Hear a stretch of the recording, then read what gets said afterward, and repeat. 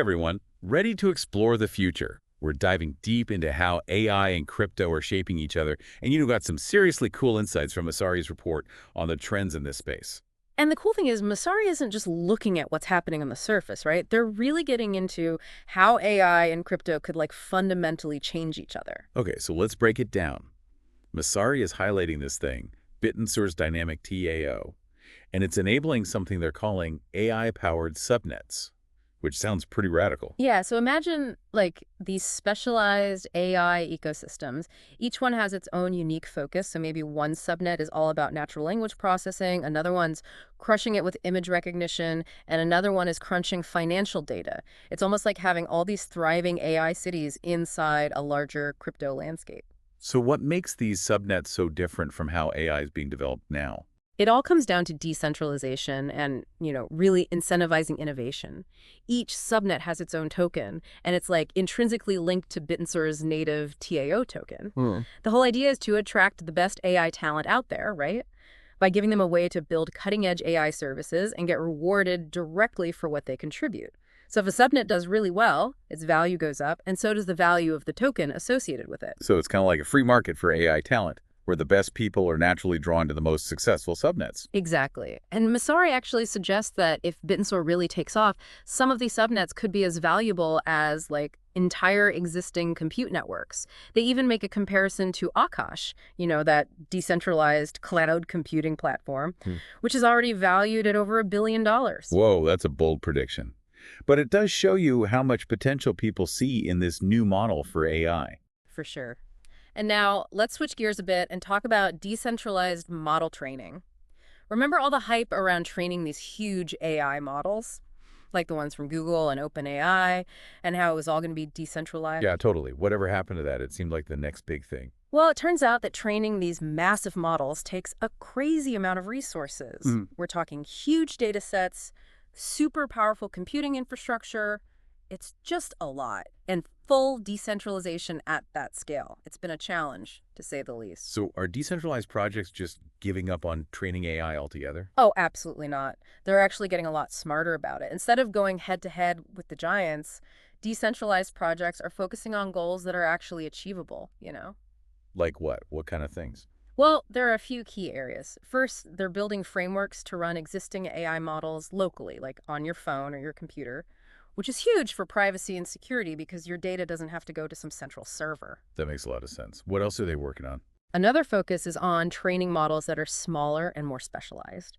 And these can be more efficient and, fine-tuned for specific tasks. It's kind of like guerrilla warfare in the AI space. Smaller, more agile players finding their niches and then challenging the big guys in their own way. So instead of trying to create the next ChatGPT, they're building specialized models for things like analyzing medical images or doing real-time language translation. Exactly. And then finally, they're exploring completely new model architectures, ones that are just inherently more efficient, so they need less data and computing power to train. It gets pretty technical, but the main point is they're pushing the boundaries of what's possible with decentralized AI training. So it's less about brute force and more about playing smart. Yeah, definitely. It's all about being agile, adaptable, and, using that community-driven innovation that's at the heart of this whole approach. Okay, let's talk about something else from the report that I found really interesting. The debate around open source versus closed source AI in the crypto world, because crypto is all about transparency and open collaboration, right? Totally. The whole ethos of crypto leans towards open source development where anyone can contribute to the code and share it freely. But the big AI labs, the Googles and OpenAIs of the world, they tend to favor closed systems. They're really protective of their intellectual property and keep tight control over their models. So it sounds like there's kind of a clash of cultures going on here. You could say that. But there's also a movement gaining momentum, to bring more open source AI development into the crypto space. Can you give me some examples? What does that look like? Sure. Masari talks about Samson Mo's initiative. He's raised $85 million to fund open source AI projects. And then there's Polygon. It's a big blockchain platform partnering with Google Cloud to make open source AI tools more accessible for developers.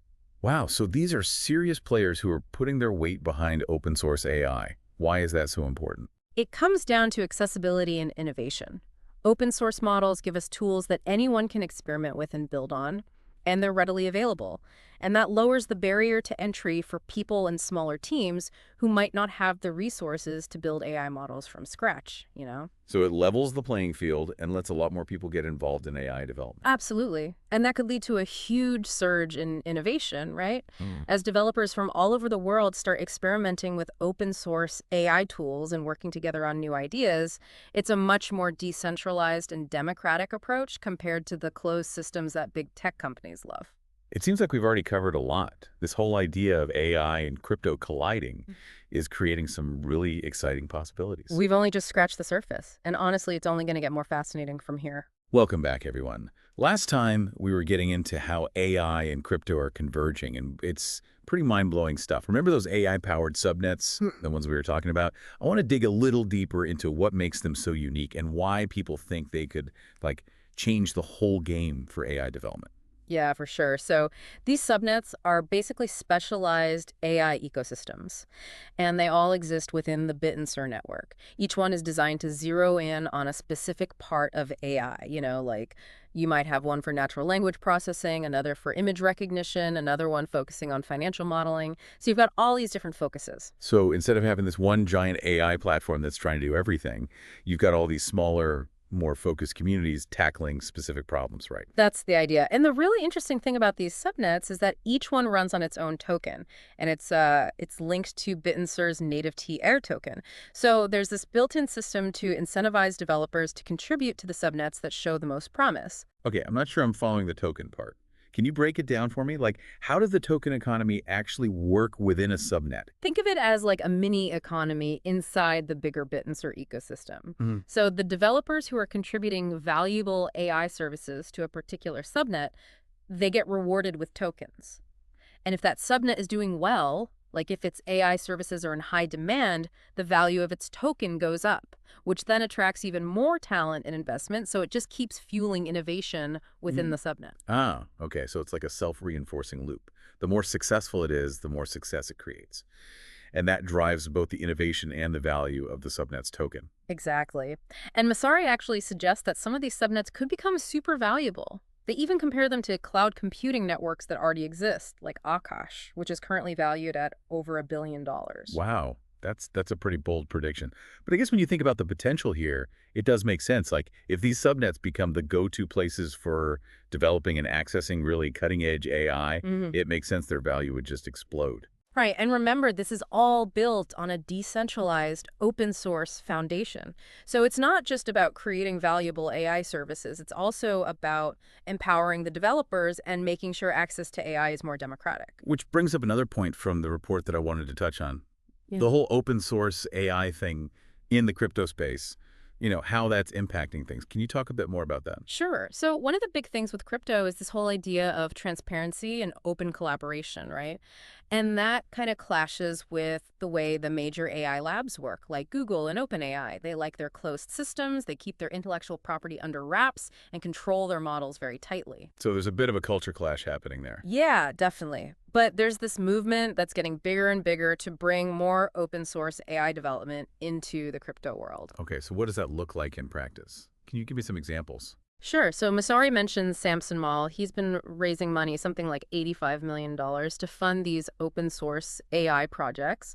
And then you've got Polygon, which is a big blockchain platform, partnering with Google Cloud to try and make open source AI tools more accessible to developers. Okay, so there are some real heavy hitters who are getting behind open source AI. What's the big deal with that? Like, why is it so important? Well, open source AI models give you tools that anyone can use, experiment with, build on. It's all freely available, so it's way easier for individuals and smaller teams to get involved, especially those who don't have the resources to develop their own AI models from the ground up. So it levels the playing field and gives more people a chance to contribute to AI development. Makes sense. Yeah, that's the idea. And this could potentially lead to a huge wave of innovation as developers all over the world start using these open source AI tools and collaborating on new ideas. It's definitely a different approach than the closed system model that you see a lot of big tech companies favoring. It's much more decentralized, much more democratic. Okay, so we've talked about AI-powered subnets, open source AI. But what about meme coins? I mean, I know this might sound a bit strange, but Masari's report suggests that meme coins could play a big role in funding AI agent development. I know, right? It sounds kind of crazy at first. But when you think about it, it actually makes a weird kind of sense. Meme coin communities are super passionate, and they've shown that they can get behind projects they believe in and really make things happen. Like, we've seen them drive massive amounts of attention and capital to all sorts of projects, often in really unexpected ways. So it's like harnessing the energy of the meme, but for something that could be groundbreaking. Exactly. Imagine you've got this community of millions of people, all connected by their love for a certain meme, and then they all decide to throw their support behind an AI agent project. That's a huge amount of grassroots power, especially for projects that might not be attractive to traditional venture capital. I can see how that could work. But how would it actually happen? Can you give me like a specific example? Sure. Let's say a meme coin community decides they want to create an AI agent that kind of embodies the whole spirit of their meme. They could pool their money together to fund the development, use social media to promote it, and even participate in governing the project. It's like a decentralized VC firm, but powered by memes. That's pretty wild. That's like crowdfunding on steroids. That's all right. But wouldn't it be super risky? Yeah, meme coins are known for being incredibly volatile. Oh, yeah. There's definitely a lot of risk involved. Investing in an AI agent that's tied to a meme coin, that's not for the faint of heart. Meme coins can go up and down like crazy, and there's always a chance the project could just completely fail. But for people who are comfortable with that level of risk and the potential for things to get disrupted, the rewards could be massive. So approach with caution, but don't count it out completely. This could be a real game changer in how AI projects get funded and developed, right? It definitely could be. And who knows? Maybe the next big thing in AI won't come from some giant company with billions of dollars, but from a small team of developers who are funded by a bunch of passionate meme coin fans. It just goes to show how unpredictable and surprising the crypto world can be. Welcome back to the show. So we've been talking about AI-powered subnets, decentralized model training, and how open source is shaking things up. But Masari's report throws in another curveball. They think meme coins could be a major force in funding AI agent development. I gotta admit, that one threw me for a loop. Yeah, it sounds pretty out there, right? Like meme coins and serious AI development. But when you dig into it, it's not as crazy as it seems. Meme coin communities are super passionate. They've shown they can rally behind a project and really make things happen. We've seen them drive a ton of attention and capital to projects, often in totally unconventional ways. So it's about taking that whole meme energy and channeling it into something potentially groundbreaking. Exactly. Imagine a community with millions of people all united by a meme, and they decide to put their weight behind an AI agent project. That's a huge amount of grassroots support, especially for projects that might not fit the traditional venture capital mold. I'm starting to see the potential, Hmm. but how would it actually work? Give me a concrete example. Okay, so let's say a meme coin community wants to create an AI agent that represents their meme, embodies its spirit. They could pool their resources, fund its development, promote it on social media, and even have a say in how it's governed. It's like a decentralized VC firm powered by memes. That's wild. Crowdfunding on steroids, fueled by the viral nature of memes. But wouldn't it be incredibly risky? Meme coins are famous for being volatile. Oh, for sure. Investing in an AI agent token that's tied to a meme coin is definitely high risk. Meme coins can fluctuate like crazy, and there's always the chance a project could just fail. But for people who are comfortable with that kind of volatility and the possibility of disruption, the rewards could be huge. So proceed with caution, but don't write it off completely. This could really change how AI projects get funded and developed. Absolutely. And who knows, maybe the next big AI breakthrough won't come from some huge company with billions of dollars, but from a small team of developers who are backed by a passionate meme coin community. It just goes to show how unpredictable and surprising the crypto world can be. Well, it's been an awesome deep dive. Thanks for breaking it all down for us. It's been my pleasure. I think it's clear we're at the beginning of a massive shift. AI and crypto are converging, and it's creating a whole new way to develop and access AI. It's all happening much faster than people realize. It's definitely given us a lot to think about. Thanks for listening, everyone. We hope you enjoyed this exploration of AI and crypto. Until next time, keep learning, keep questioning, and keep pushing the boundaries.